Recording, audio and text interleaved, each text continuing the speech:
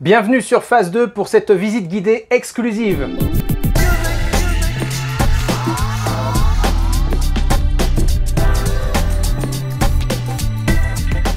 Phase 2 est un Lagoon 380 S2 de 2005. Il a été construit par CNB, le chantier naval de Bordeaux. C'est le leader mondial pour les bateaux de plaisance. Le 380 est le best-seller de la marque Lagoon avec environ 1000 unités produites. C'est un bateau dont la réputation n'est plus à faire. Il a de bonnes capacités marines et une belle habitabilité avec beaucoup de confort. Ce modèle est donc une version 4 cabines, 2 salles de bain. Il fait partie de la série 2.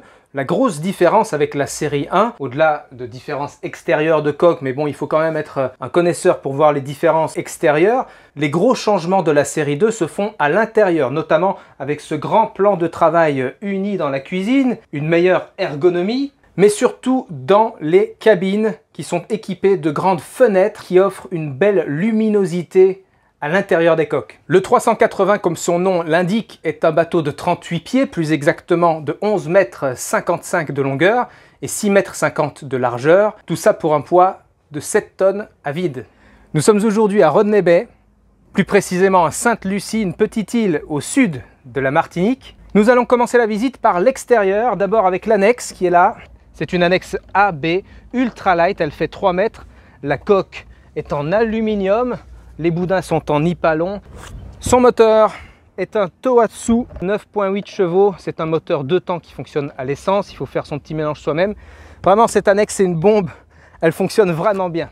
Et parfois, au mouillage, l'annexe, c'est le bateau principal. Je vais vous montrer les moteurs.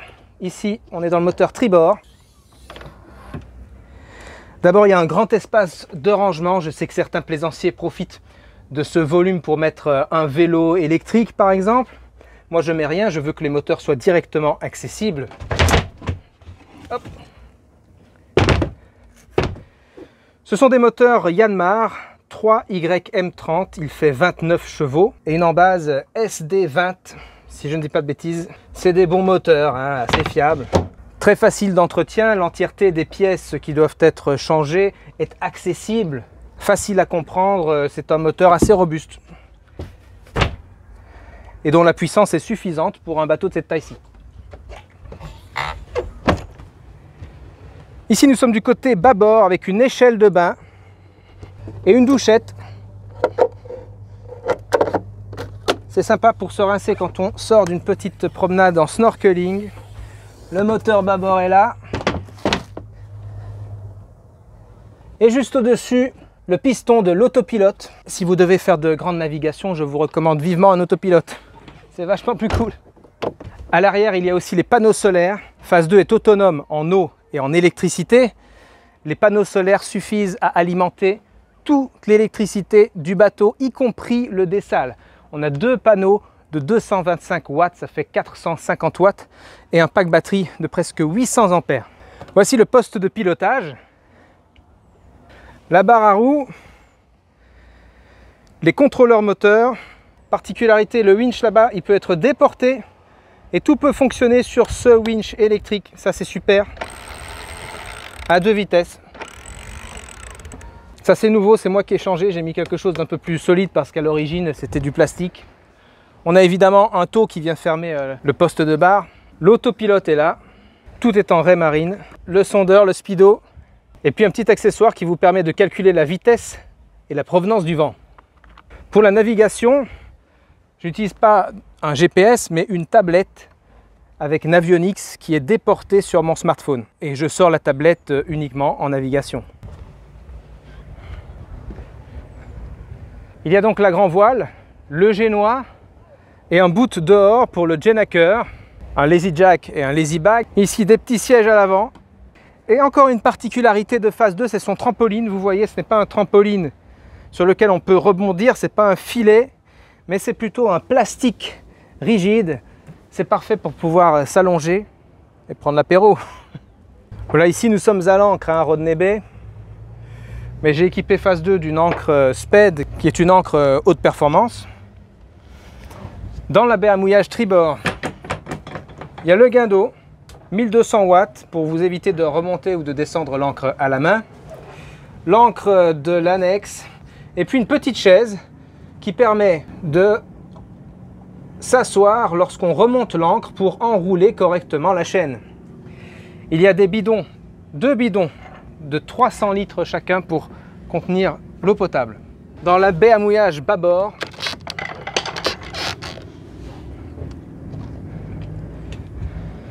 on stocke les pare-battages. Bon bah j'en ai 12, je crois qu'il y en a 4 en boule comme ça, 8 allongés. Et encore une cuve à eau douce. Dans les pointes avant, c'est extrêmement grand. Je pense qu'à l'origine, ça a été conçu pour faire une cabine pour le personnel. Mais nous, on le laisse vide, c'est un espace de rangement, voilà. Il n'y a pas de lien direct entre cette pointe avant et la cabine avant. Donc, on réduit les risques d'effraction. Il y en a une autre du côté bâbord.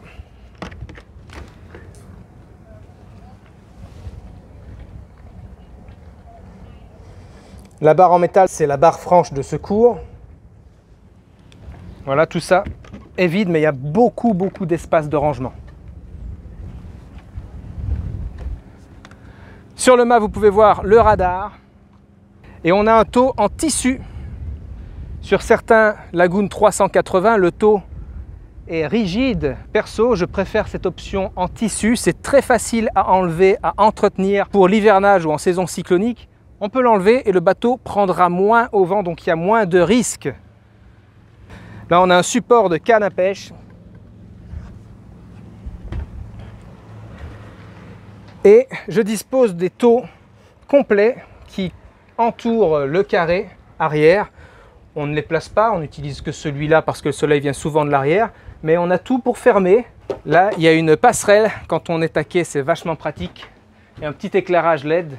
Le carré arrière, on peut facilement faire tenir 8 personnes. Le bateau est prévu d'ailleurs en hauturier pour 8 personnes. On a des sièges comme ça, amovibles. On peut les utiliser en assise ou alors comme ça pour s'allonger. Et puis surtout, il y a des coffres. Un grand coffre ici que j'utilisais pour ranger mon matériel de plongée. Il est vraiment très spacieux, vraiment très grand. C'est un rangement pour tout le matériel d'entretien du bateau. Je stocke également les réserves d'essence pour l'annexe. Et le dernier, c'est nos réserves de gaz. 2 bonbonnes, alors c'est du gaz de ville, c'est pas des petites bonbonnes camping gaz comme on voit sur la plupart des bateaux. C'est vraiment des bonbonnes de 13 kg. Et on a testé avec Nadia, une bonbonne comme ça fait entre 6 mois et 1 an selon l'utilisation. Donc là on a carrément pratiquement 2 ans de gaz, hein, et ça rentre parfaitement. Maintenant, passons au carré intérieur. Ça, j'adore. Quand vous avez des invités, hop, vous pouvez les servir directement via le bar. Ce bar se referme et on peut fermer. Voilà. Il y a 2 éviers en inox avec 3 robinets. Un robinet à eau de mer, un robinet à eau douce au chaud d'eau froide et un robinet à eau douce, mais qui fonctionne avec une pédale. Ici, on a le gaz avec 3 feux et un four. On a un feu sur le dessus, un feu sur le dessous. Juste en dessous de l'évier, la poubelle qui se déploie et encore un espace de rangement avec les arrivées de gaz. Rangement encore et toujours. Ici, c'est pour les casseroles. Un petit accessoire ludique pour ne pas que les casseroles bougent durant la navigation. Là, c'est pour mettre les assiettes et les couverts qui sont ici. Encore tiroir. Un tiroir là. Et le frigidaire, il est bas, mais très profond. Hein, je peux vous montrer quand j'ouvre ça. C'est difficile pour moi d'atteindre le bout, vous voyez. Je peux carrément mettre mon bras complètement dans le frigidaire. Donc il est très volumineux et il dispose d'un petit espace congélateur. On passe au salon. À l'origine, quand on a acheté Phase 2, tout ça c'était rose et gris. Bon, c'était pas laid, mais pas de notre goût en tout cas. On a fait changer par du tissu d'extérieur. On peut renverser du café là-dessus et nettoyer tout de suite à l'eau, ça part. Avec un petit effet comme ça, jeans. Il Il faut savoir qu'en dessous de chaque coussin, il y a un espace de rangement. C'est très spacieux. Et là, je mets dans ce banc les accessoires de sécurité, les outils, tout ce qui doit être directement accessible. La table à cartes avec un petit siège de la même couleur que le salon. Une machine à laver qui fonctionne sur le 220 volts. Ici, on a tous les contrôles électriques du bateau. Le 12 volts, le 220 volts quand on est taquet. On a un voltmètre et aussi un compteur d'eau. On sait exactement ce qu'on a consommé en eau. Là, c'est la VHF, c'est pas une Raymarine, mais une Navicom, parce que je l'ai fait changer l'année dernière. La VHF portable. Ici, c'est le système de GPS intérieur qui est connecté sur la VHF pour pour recevoir en AIS, pardon, ce n'est pas un émetteur. Et ici, le radar Furuno. Parfait pour naviguer de nuit. On a aussi une petite radio, comme dans une voiture. Côté fraîcheur, là, il y a des ventilateurs. Un ventilateur là aussi. Hein, c'est assez simple d'utilisation. Mais vraiment, sur le 380, il n'y a pas besoin de clim ni de ventilateur. Il suffit d'ouvrir les hublots là. Et tout de suite, on a beaucoup d'air frais. C'est un bateau qui est bien conçu d'un point de vue aération, idéal pour les Caraïbes. Comme je vous le disais tout à l'heure, il y a 4 cabines et 2 salles de bain. Donc les 2 coques sont quasiment identiques. La coque tribord, c'est celle que nous occupons avec Nadia. Et la coque bâbord, elle est réservée à nos invités. À bâbord aussi, il y a tout le pack batterie et l'électronique. Et bâbord avant, c'est le désalinisateur. Je vais déjà vous montrer la coque dans laquelle nous vivons, la tribord. Voici notre chambre. Notre lit, très grand, spacieux, il fait 1,60 m de large sur 2 mètres. Ce sont des matelas standards, donc des matelas rectangulaires, hein, ce n'est pas des matelas de bateau. Vous pouvez vous procurer ça dans n'importe quel Ikea. Il y a beaucoup d'aération puisqu'on a un petit hublot ici avec ceci, un accessoire que j'adore. Vous voyez, c'est pour prendre l'air. On met ça là, une petite ailette, et ça fait vraiment venir l'air frais. Pas besoin de clim. Voici les grandes fenêtres dont je parlais. Vous voyez, moi ce que j'aime, c'est lire un bon bouquin le soir avec une vue sur la baie. De nuit, c'est encore plus beau. J'ai fait équiper à l'extérieur du film plastique micro-perforé. À l'origine, c'était de la peinture. Ça permet de garantir l'intimité. Et puis d'un point de vue esthétique, à l'extérieur, le bateau a une couleur plus uniforme. Et ici, on peut complètement occulter. Il y a des grands placards de rangement ici et en dessous. Chaque chambre est équipée en sécurité avec un extincteur et un hublot de sécurité. Je vais vous montrer la cabine avant. On l'utilise plutôt comme un espace aussi de rangement. Là par contre, les coussins sont en biais, hein, en pointe. C'est 140 la partie la plus large sur 200 cm. On peut loger facilement 2 adultes. Je pense que c'est une cabine qui est plutôt faite pour un adulte seul ou alors pour des enfants. J'ai oublié de vous dire qu'en dessous de chaque matelas, il y a vraiment une cale énorme qui est totalement vide. Dans le lit de la cabine arrière, pareil, on a beaucoup de rangement. Hein. Et ici, voilà ma garde-robe. Très spacieux. J'ai aussi un espace là. Et on retrouve les mêmes fenêtres.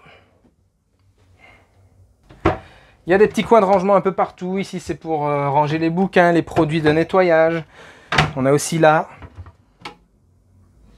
Maintenant, je vais vous montrer la salle de bain qui est ici.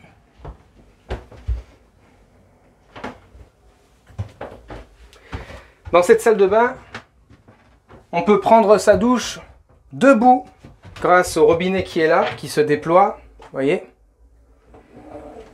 Alors que sur beaucoup de bateaux, il faut s'asseoir sur les toilettes pour prendre sa douche. Bon, ici c'est beaucoup plus spacieux. Les toilettes manuelles, vous voyez, à pompe comme ça. Et on a un petit placard ici. Maintenant, passons à la coque bâbord.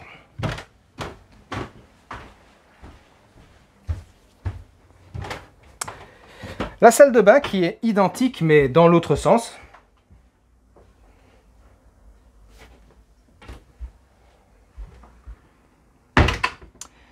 la cabine avant avec le désalinisateur. Ici, je vous ai préparé, vous voyez, j'ai ouvert tout pour vous montrer le dessal.